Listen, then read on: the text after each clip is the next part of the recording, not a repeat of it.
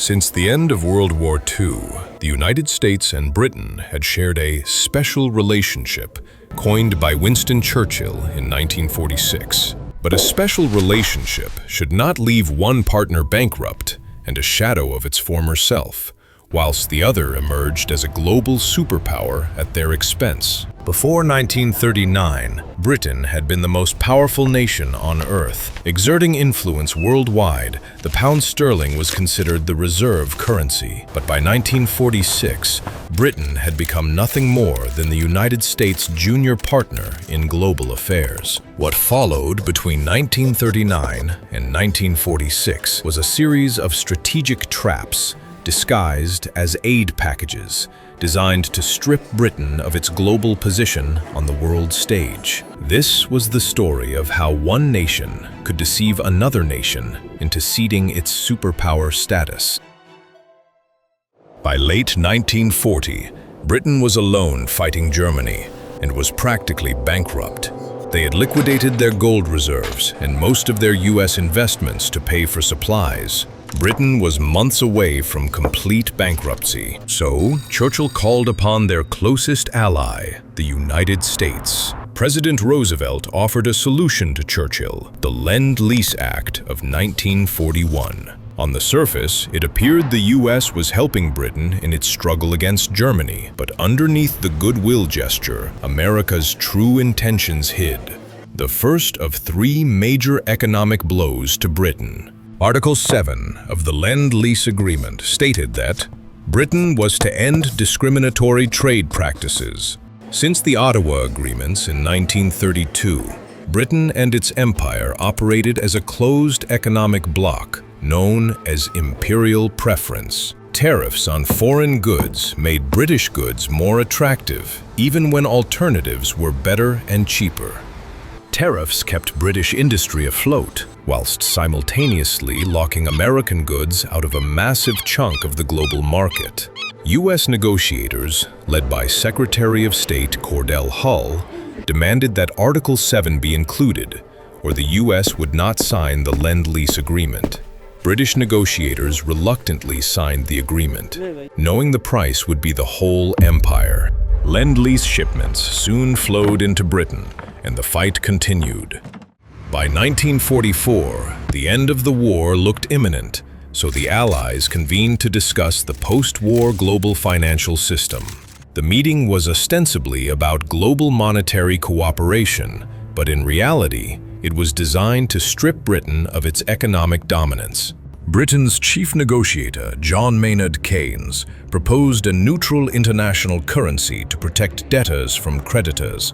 But Harry Dexter White, the US negotiator, came with only one goal: make the US dollar king. White's demands were simple. As the US held the majority of the gold reserves, the US dollar should be the only currency pegged to gold. Every other currency should then be pegged to the dollar. If White's system prevailed, Britain would become a subordinate to the US. But Britain had no say. She was drowning in debt and reliant on US loans to stay afloat. The Allied powers subsequently signed the Bretton Woods Agreement, and the US dollar became the world's new reserve currency, stripping away yet another power Britain held. Trade was now conducted in dollars, shifting superpower status from Britain to the United States. Britain's second nail in her coffin was hammered home, not by an enemy, but by her supposed closest ally. By 1945, the United States had perfected its manufacturing process, becoming the largest and most efficient producer by the end of the war. Unlike the major Allied powers, the United States' economy was a mix of military production and domestic production. Its transition back to a peacetime economy was swift. American goods flooded Britain's colonies, and under the Lend-Lease Agreement, Britain could not protect its domestic industry through tariffs or compete with American efficiency. Soon, British goods were no longer in demand across her own empire. British trade plummeted, and her financial reserves were depleted. And on September 2, 1945, Lend-Lease shipments abruptly ceased. The flow of free food and fuel stopped instantly. Britain was still geared towards war. Her economy had not had time to shift back to peacetime manufacturing. As a result, she lacked all essential goods. 50% of her food and almost all of her fuel were imported, specifically through the Lend-Lease program. Without US dollars to pay for these shipments, the UK government estimated starvation would grip the country in a matter of months.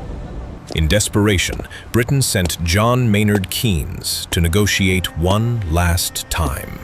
In every previous deal, the US had embedded a clause to cripple the empire. This time, the clause would be lethal. Keynes had hoped for a $6 billion grant, roughly $100 billion today, to pay for supplies and keep Britain afloat. Keynes's justification was that Britain had fought alone between 1940 and 1941. However, the US flat out refused. They held all the cards, and the least they could offer Britain was a loan for $3.75 billion, but with one specific term, Clause 9. Clause 9 stated, Britain must make the pound sterling fully convertible. Any nation holding pounds sterling would be able to convert its pounds into dollars, a blatant attempt to completely destroy Britain and her empire. During the war, Britain had purchased supplies from its colonies using credit. These countries held billions in IOUs in London, and they could only be used to buy British goods. The US wanted to take advantage of their so-called special relationship and unlock these IOUs to benefit themselves. Again, Britain had no choice but to accept. And exactly 1 year after signing the loan, Britain made the pound convertible. What followed was a bank run on an international scale. The colonies and dominions all rushed to convert their pounds into dollars, and in just 6 weeks, Britain had burned through a third of the loan, meant to last years. And after 36 days, Britain suspended the convertibility of the pound. The final nail in the empire's coffin, driven in by Britain's closest ally. The illusion of Britain's imperial stability collapsed, and calls for independence grew all across the empire. In just 6 years, Britain went from a global superpower to nothing more than a subordinate to the United States. And on December 29, 2006, Britain finally paid off her wartime debts.